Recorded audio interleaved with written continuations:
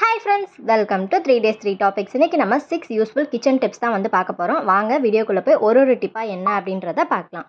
Tip number 1. First tip என்னன்றதை பார்க்கலாம். Ration துவரம் பருப்பு அவ்வளோ சீக்கிரம் வந்து வேகவே வேகாது. அதுக்கு ஒரு சிம்பிளான டிப் என்னன்னு பார்க்கலாம். எப்போதுமே நீங்கள் பருப்பு எப்படி என்னென்னலாம் போட்டு வேக போடுவீங்களோ அது எல்லாத்தையும் ஆட் பண்ணிவிட்டு கூடவே அதோட ஒரு தேங்காய் ஓடு வந்து ஆட் பண்ணிக்கோங்க. ரொம்ப சின்ன பீஸாக இல்லாமல் கொஞ்சம் கண்ணுக்கு தெரிகிற மாதிரி ஒரு பெரிய சைஸ் பீஸ் வந்து உள்ளே ஆட் பண்ணிக்கோங்க. ஒரு 6 விசில் வச்சு வேகிற துவரம் பருப்பு இந்த தேங்காய் ஓடு ஆட் பண்ணோம் அப்படின்னா 2 விசிலில் வந்து வெந்து நல்லா குழஞ்சு வந்துடும். ஸோ கண்டிப்பாக அந்த டிப்பை வந்து ட்ரை பண்ணி பாருங்கள். உங்கள் டைம் வந்து ரொம்பவே சேவ் ஆகும். சேம் இதே ப்ரொசீஜர் தான் மட்டன் வேக வைக்கிறப்பையும் ஒரே ஒரு தேங்காய் துண்டு வந்து தேங்காய் ஓடை வந்து போட்டுட்டிங்க அப்படின்னா மட்டன் வந்து பஞ்சு மாதிரி வந்துடும். ஸோ கண்டிப்பாக இந்த டிப்பை வந்து ட்ரை பண்ணி பாருங்கள். காலையில் அவசரமாக சமைக்கிறவங்களுக்கு ரொம்பவே யூஸ்ஃபுல்லாக இருக்கும். இந்த தேங்காய் ஓட்டை எடுத்து போட்டுட்டு நீங்கள் வந்து சாம்பார் வந்து வச்சுக்கலாம். Tip number 2. நெக்ஸ்ட் டிப் என்னென்னு பார்க்கலாம். இப்போ வந்து ஒரு கிராஃப்ட் டிப் தான் வந்து பார்க்க போகிறோம். இதுக்கு நான் வந்து ஐஸ் ஸ்டிக் தான் நான் வந்து எடுத்திருக்கேன். ஃபஸ்ட்டு 2 ஐஸ் ஸ்டிக் எடுத்து இந்த மாதிரி ப்ளஸ் மாதிரி ஒட்டிட்டு ஒரு ஐஸ் ஸ்டிக்கை 2ஆக கட் பண்ணிவிட்டு அந்த சஸ்டிக் சிம்பிள் மாதிரி நான் வந்து ஒட்டிக்க போகிறேன். க்ளூகன் இல்லை அப்படின்னா நீங்கள் தாராளமாக ஃபெஃபிகால் ஃபெஃபிபான் வந்து யூஸ் பண்ணிக்கலாம். அதுக்கப்புறம் ஒரு 3 ஸ்டிக்கை வந்து யூஸ் பண்ணி இந்த மாதிரி ஃப்ளவர் ஷேப்பில் நான் வந்து கட் பண்ணிக்கிறேன். இப்போ நம்மளோட அந்த சஸ்டிக் சிம்பிள் இருக்கு இல்லையா, அதுக்கு வந்து நான் வந்து அக்ரலிக் பெயிண்ட் வச்சு பெயிண்ட் பண்ணிக்கிறேன். இப்போ வந்து ஐஸ் ஸ்டிக் எல்லாமே வந்து கலர்லேயே உங்களுக்கு அவைலபிளாக இருக்குது. என்கிட்ட நார்மலான ஐஸ் ஸ்டிக் தான் இருந்துச்சு. அதனால் நான் வந்துட்டு அக்ரலிக் கலர் வச்சு பெயிண்ட் பண்ணிக்கிறேன். சேம் அந்த பூ மாதிரி செஞ்ச அந்த இதுக்கும் நான் வந்து கலர் பண்ணிக்கிறேன். அடுத்ததாக வந்து பேப்பர் பிளேட் எடுத்துக்கோங்க. அந்த பேப்பர் பிளேட்டோட சென்டர் போர்ஷனை மட்டும் எடுத்துகிட்டு ஒரு 4 வந்து இந்த மாதிரி மடக்கிக்கோங்க. மடக்கிட்டு அதில் ரவுண்ட் ஷேப்பாக நம்ம வந்து கட் பண்ணி எடுத்துக்க போகிறோம். இதை தான் நம்ம வந்து மிரராக யூஸ் பண்ண போகிறோம். இதுக்காக கடையில் போய் மிரர்லாம் வாங்கணும் அப்படின்னா ஒரு 10 மிரரே பார்த்தீங்க அப்படின்னா 50 ரூபா பக்கம் சொல்லுவாங்க. ரொம்ப சிம்பிளான மிரர் வந்து நம்ம செஞ்சுக்கலாம். இப்போ அந்த ஸ்வெஸ்டிக் சிம்பிளை சுற்றி நான் வந்து இந்த கிளாஸ் மிரர் வந்து ஒட்டிக்கிறேன். அதாவது நம்மளோட பேப்பர் பிளேட்டை நான் வந்து ஒட்டி எடுத்துக்கிறேன். அடுத்ததாக த்ரெட்டு வச்சு இந்த மாதிரி கோல்டன் பீட்ஸை வந்து ஒரு 10 பீட் வந்து நான் கோத்துக்கிறேன். பீட்ஸ் வந்து உங்கள் குழந்தைங்க கிட்ட ஏதாவது மணி இருந்துச்சு, பிஞ்சு போன பாசிலாம் இருந்துச்சு அப்படின்னா அதை கூட நீங்கள் தாராளமாக யூஸ் பண்ணிக்கலாம். இப்போ நம்ம செஞ்சு வச்ச அந்த பீட்ஸ், அதாவது ஃபஸ்ட்டு வந்து அந்த ஸ்வெஸ்டிக், அடுத்தது வந்து ஒரு 10 மணி, அதுக்கப்புறம் வந்து அடுத்தது கீழே வந்து அந்த பூக்கும் நான் வந்து ப்ளூ கலர் பெயிண்ட் பண்ணியிருக்கேன். இதே மாதிரி நம்ம வந்து ஆல்டர்னேட்டிவாக வந்து ஒட்ட போகிறோம். இப்போ பார்த்தீங்க அப்படின்னா ஒரு பீஸ் வந்து ஃபுல்லாக கம்ப்ளீட் பண்ணி முடிச்சிட்டேன். நடுவில் வந்து அந்த ஸ்வெஸ்டிக், அதுக்கப்புறம் 10 கோல்டன் பீட்ஸ், அதுக்கப்புறம் பூ, கீழே வந்து இந்த மாதிரி மணி மாதிரி சலங்க மாதிரி போட்டு விட்டுருக்கேன். இதே மாதிரியே நான் 2 பீஸ் வந்து செஞ்சு எடுத்து வச்சுருக்கேன். இப்போ நம்மளோட பூஜா ரூமுக்கு ஹேங் பண்ணுற மாதிரியான ஒரு வால் ஹேங்கிங் வந்து ரெடி ஆகிடுச்சு. பார்க்குறதுக்கு ரொம்பவே அழகாக க்யூட்டாக இருக்கும். கண்டிப்பாக வந்து நீங்கள் ட்ரை பண்ணி பாருங்கள். இதில் வந்து இன்னும் கொஞ்சம் டெக்கரேஷன் பண்ணணும்னு நினச்சிங்க அப்படின்னா நீங்கள் வந்து பண்ணிக்கலாம். இந்த ஓரத்தில் வந்து பார்த்தீங்க அப்படின்னா ஹேங் பண்ணுறதுக்காக ஒரு நூலும் வந்து ஒட்டி விட்டுருக்கேன். இதை எந்த இடத்துல நான் வந்து ப்ளேஸ் பண்ணியிருக்கேன்னு பார்த்தீங்க அப்படின்னா, நான் ஏற்கனவே நம்ம வீட்டில் வந்து ஒரு புத்தா இருக்கார் இல்லையா, அவருக்கு கீழே வந்து ஹேங்கிங்காக தான் இதை வந்து நான் ப்ளேஸ் பண்ணியிருக்கேன். நீங்கள் சாமி ரூமோட என்ட்ரன்ஸ் இருந்துச்சுன்னா 2 பக்கமும் நீங்கள் ஹேங் பண்ணிட்டீங்க அப்படின்னா பார்க்குறதுக்கு ரொம்பவே அழகாக இருக்கும். ஸோ கண்டிப்பாக வந்து ட்ரை பண்ணி பாருங்கள். Tip number 3. நெக்ஸ்ட் டிப் என்னென்னு பார்க்கலாம். இது ரொம்ப இன்ட்ரெஸ்டிங்கான ஒரு டிப் தான். இதுக்கு நான் எடுத்துருக்கிறது பார்த்தீங்க அப்படின்னா இந்த பூண்டு, வெங்காயம், பேரிக்காய், இலந்த பழம்லாம் வாங்கினா அந்த நெட் பேக் கொடுப்பாங்க இல்லையா, அந்த நெட் பேக் தான் நான் வந்து எடுத்திருக்கேன். அதை வந்து கரெக்டாக சென்டராக 2 இது வந்து நான் வந்து கட் பண்ணிக்கிறேன். 2 பீஸ் வந்து நம்ம செஞ்சு எடுத்து வச்சுக்கலாம். நான் இன்றைக்கி ஒரு பீஸ் தான் செய்ய போகிறேன். இந்த சட்னிக்கெலாம் தேங்காய் வாங்குவோம்ல, அந்த தேங்காயை அந்த நாரை தூக்கி போடாமல் இந்த மாதிரி சின்ன சின்னதாக பிச்சு எடுத்து வச்சுக்கோங்க. எடுத்ததை அப்படியே சுருட்டி இது உள்ளே வந்து வச்சுக்கலாம். உள்ளே வச்சதுக்கப்புறம் எந்த அளவுக்கு உங்களால் நல்லா டைட்டாக வந்து இறுக்கி அதை பிடிக்க முடியுமோ அந்த அளவுக்கு பிடிச்சிட்டு ஒரு ரப்பர் பேண்ட் போட்டு நல்லா ஒரு 4-5 சுற்று வந்து போட்டுக்கோங்க. எக்ஸஸாக இருக்கிறத கட் பண்ணிக்கோங்க. வேணும் அப்படின்னா நீங்கள் அது கைப்பிடியாக கூட யூஸ் பண்ணிக்கலாம். இப்போ பாருங்கள், நம்மளோட சூப்பரான கோகோனட் நார் ஸ்க்ரப்பர் வந்து ரெடி ஆகிடுச்சு. இதை வந்து மெயினாக நம்ம பூஜை பாத்திரங்கள் வாஷ் பண்ணுறதுக்கு நம்ம யூஸ் பண்ணிக்கலாம். ஏன்னா ட்ரெடிஷ்னலாக நம்ம எப்போதுமே வந்து அந்த பூஜை பாத்திரத்தை வந்து தேங்காய் நார் வச்சு தான் வந்து தேய்ப்போம். அது வந்து ஸ்க்ராட்ச் விழுவாமல் இருக்கும் அப்படின்னு சொல்லுவாங்க. இப்போ பாருங்கள், நான் சாம்பிளுக்கு ஒரே ஒரு பூஜா பிளேட் வந்து உங்களுக்கு வந்து விளக்கி காட்டுறேன். இதுவுமே ஒரு டிப்பாக யூஸ் பண்ணிக்கலாம். அரிசி மாவு, 1 டீஸ்பூன் வந்துட்டு உப்பு, அதுக்கப்புறம் வினிகர். இது லெமன் தான் ரொம்ப யூஸ்ஃபுல்லாக இருக்கும். லெமன் என்கிட்ட இல்லை, அதனால் வினிகர் வந்து ஆட் பண்ணியிருக்கேன். இது 3ஐயும் நல்லா பேஸ்ட் மாதிரி மிக்ஸ் பண்ணிவிட்டு இது மாதிரி வாஷ் பண்ணிங்க அப்படின்னா உங்களோட பித்தளை பாத்திரம் எல்லாம் நல்லா பலன்னு மின்னும். ஸோ கண்டிப்பாக ட்ரை பண்ணி பாருங்கள். புளியை விட இது ரொம்பவே எஃபெக்டிவாக இருக்கும். இப்போ நம்ம செஞ்சு வச்ச அந்த தேங்காய் நார் ஸ்க்ரப்பர் வச்சு நான் ஃபுல்லாக வந்து தேய்ச்சி கழுவி எடுத்துக்கிறேன். நல்லா பலன்னு நம்மளோட பித்தளை பாத்திரம் ரொம்ப சூப்பராக இருக்கும். எந்த விதமான ஸ்க்ராச்சஸும் இருக்காது. இதை வந்து நீங்கள் பூஜை ரூமுக்கு மட்டுமே நீங்கள் வந்து அதை யூஸ் பண்ணிக்கலாம். ஸோ கண்டிப்பாக ட்ரை பண்ணி பாருங்கள். ட்ரை பண்ணி பார்த்துருந்தீங்க அப்படின்னா ஃபோட்டோ எடுத்து இன்ஸ்டாகிராமுக்கு சென்ட் பண்ணுங்கள். இன்ஸ்டாகிராம் ஐடி அபவுட் செக்ஷனில் இருக்குது. Tip number 4. இப்போ நம்மளோட அந்த ரெசிபி டிப் தான் வந்து பார்க்க போகிறோம். நிறைய பேர் வந்து ரெசிபிஸ் வந்து நிறைய ஷேர் பண்ணுங்கள் சிஸ்டர் அப்படின்னு சொல்லியிருந்தீங்க. ஸ்நாக்ஸ் பிடிக்காத குழந்தைங்களே கிடையாது. அதுவும் இந்த ஜங்க் ஃபுட் சாப்பிடாத குழந்தைங்க இருக்கவே முடியாது. அவங்களுக்கு சிம்பிளான ஒரு ஸ்நாக்ஸ் ரெசிபி தான் இப்போ நம்ம செய்ய போகிறோம். ஒரு பெரிய சைஸ் உருளைக்கிழங்கு நான் வந்து எடுத்திருக்கேன். எடுத்துட்டு அதை கட் பண்ணாமல் நல்லா நீளமாக வந்து சீவிக்கோங்க. ஒரு முழு உருளைக்கிழங்கு இருக்குது அப்படின்னா நல்லா அந்த நீளத்துக்கே வந்து இந்த மாதிரி காய் சீவுறது வச்சு நல்லா சீவி எடுத்துக்கோங்க.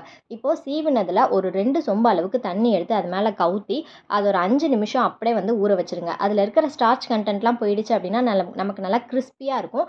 அதில் இருக்க ஸ்டார்ச் இருக்கிறதுனால நமக்கு வந்து சாஃப்டாகவே இருக்கும்.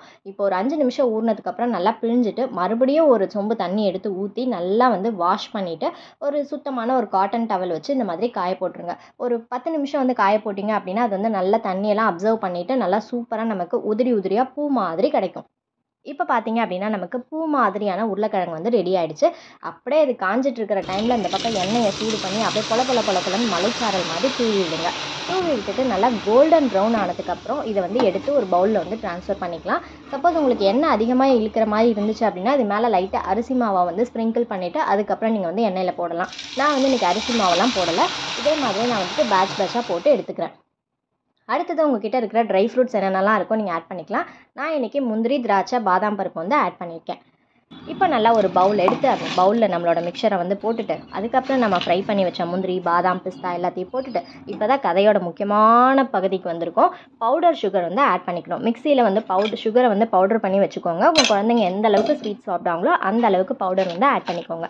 இப்போ அதை நல்லா மிக்ஸ் பண்ணிட்டோம் அப்படின்னா நம்மளோட ஆலு ஸ்வீட் மிக்சர் ரெடி. ஒரு 20 நிமிஷத்தில் இது வந்து ரெடி பண்ணிடலாம். அவ்வளோ டேஸ்ட்டாக இருக்கும். இது மாதிரி ஸ்நாக்ஸ்லாம் செஞ்சால் எனக்கு வாய் நம்மன்னு இருக்கும். முதல்ல எடுத்து வாயில் போட்டுக்கிறேன். சவுண்டையும் நீங்கள் வந்து அப்சர்வ் பண்ணுங்கள்.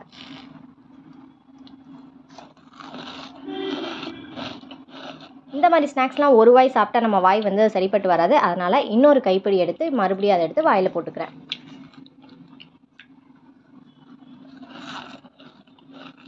ஸோ ரொம்ப கிறிஸ்பியான, க்ரன்ச்சியான, யம்மியான ஒரு ஸ்நாக்ஸ் ரெசிபி 20 மினிட்ஸில் ரெடி ஆகிடும். ஸ்கூலுக்கு விட்டு வர குழந்தைங்களுக்கு இதை செஞ்சு கொடுங்க. அவங்களுக்கு ரொம்பவே பிடிக்கும். இது எந்த அளவுக்கு கிறிஸ்பியாக இருக்குன்றதை கையாலையும் நொறுக்கி காட்டுறேன் பாருங்கள். Tip number 5. நெக்ஸ்ட் டிப் என்ன அப்படின்றத பார்க்கலாம். இதுவும் ரொம்ப இம்பார்ட்டண்ட்டான ஒரு டிப் தான். இதுக்கு நான் எடுத்துருக்கிறது பார்த்தீங்க அப்படின்னா வேஸ்ட் அந்த கோல்டு வினர் ஆயில் கேன் இருக்குல்ல, அதை தான் நான் வந்து எடுத்திருக்கேன். எடுத்துகிட்டு இப்போ நான் எப்படி கோடு போடுறனோ அதே மாதிரியே வந்துட்டு பென்சிலை வச்சு கோடு போட்டுக்கோங்க. நேராக வருது அதெல்லாம் முக்கியம் கிடையாது. இந்த மாதிரி ஒரு கோடை போட்டு இப்போ வந்து ஒரு சிசரோ இல்லை ஷார்ப்பான நைஃபோ வச்சு இதை வந்து கட் பண்ணி எடுத்துக்கலாம். கட் பண்ண கஷ்டமாக இருந்துச்சு அப்படின்னா கத்தியை நல்லா ஹீட் பண்ணிவிட்டு அதுக்கப்புறம் கட் பண்ணிங்க அப்படின்னா ஈஸியாக கட் ஆகிடும்.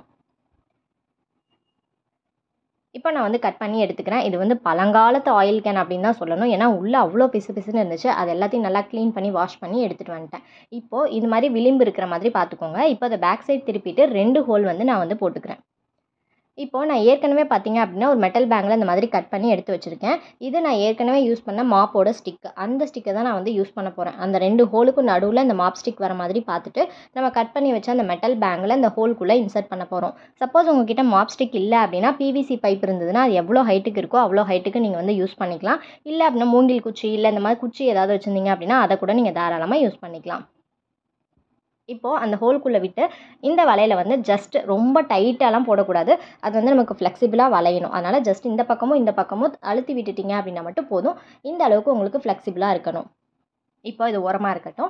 உங்ககிட்ட என்ன பழைய துணி இருக்கோ நீங்கள் எடுத்துக்கலாம். டிஷர்ட்டாக இருந்துச்சு அப்படின்னா கொஞ்சம் வெயிட்டாக இருக்கும். இது மாதிரி காட்டன் நைட்டியாக இருந்தது அப்படின்னா உங்களுக்கு வந்து தண்ணி வந்து அப்சர்வ் பண்ணுறதுக்கும் நல்லாயிருக்கும். அது மாதிரி வெயிட்லெஸ்ஸாகவும் இருக்கும். இதை வந்து 4 5 மடக்கி எந்த அளவுக்கு மடக்க முடியுமோ மடக்கி நம்ம செஞ்சு வச்சு அந்த மாப் ஸ்டிக்லாம் இன்சர்ட் பண்ணிவிட்டு இந்த பக்கம் ஒரு ஹேர் பேண்ட் இந்த பக்கம் ஒரு ஹேர் பேண்ட் மாதிரி 2 ஜடை வந்து போட்டு விட்டுருங்க. போட்டுட்டிங்க அப்படின்னா நம்மளோட சூப்பரான மாப் வந்து ரெடி ஆகிடும். ரொம்ப சிம்பிளான ஒரு மாப் தான். கண்டிப்பாக ட்ரை பண்ணி பாருங்கள். ஆஸ் யூஷுவல் நீங்கள் எப்போதும் எப்படி வீடு துடைப்பீங்களோ அதே மாதிரியே துடைக்க வேண்டியதான். தண்ணியில் வந்து லைசால் இல்லை சூடம் மஞ்சள் இல்லை வேறு ஏதாவது நீங்கள் வந்து யூஸ் பண்ணுவீங்க அப்படின்னா அதை போட்டுட்டு நம்ம மாப் வந்து எப்படி உள்ளே விடுவோமோ அதே மாதிரியே விட்டுட்டு நீங்கள் வந்து வீடு துடைக்க வேண்டியதான். தண்ணி வந்து வடிக்கணும் அப்படின்னா அந்த வாளி இருக்கு இல்லையா, அது மண்டை மேலே 2 தட்டு தட்டினீங்க அப்படின்னா தண்ணி எல்லாமே ஆட்டோமேட்டிக்காக வடிஞ்சிரும். இப்போ நம்ம வந்து லூஸாக அந்த வலையில் வந்து ஃபிக்ஸ் பண்ணியிருக்கிறதுனால நமக்கு அவ்வளோ ஈஸியாக இருக்கும்.